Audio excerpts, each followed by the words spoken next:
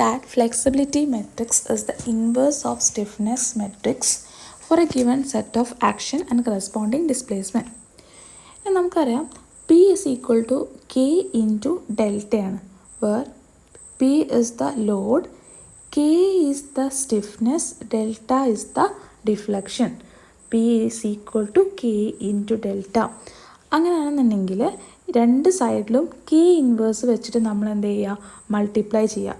P into K inverse is equal to K into K inverse into delta.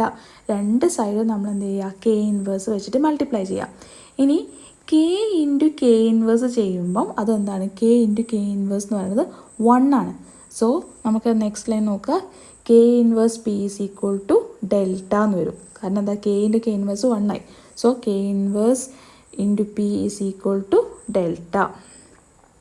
So നമുക്ക് കിട്ടി K inverse P is equal to delta. ഇനി നമുക്ക് വേറൊരു equation ഉണ്ട് ഡെൽറ്റയ്ക്ക്. Delta is equal to flexibility into load.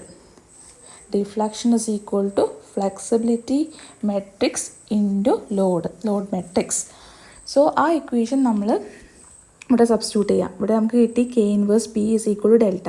ഡെൽറ്റൻ്റെ സ്ഥാനത്ത് നമ്മൾ എന്ത് ചെയ്യുക, ഈ ഒരു ഫ്ലെക്സിബിലിറ്റി ഇൻറ്റു ലോഡ് മെട്രിക്സ് നമ്മൾ സബ്സ്റ്റിറ്റ്യൂട്ട് ചെയ്യുക. അങ്ങനെ സബ്സ്റ്റിറ്റ്യൂട്ട് ചെയ്യുമ്പോൾ ഈ പിയും ക്യാൻസൽ ചെയ്യും.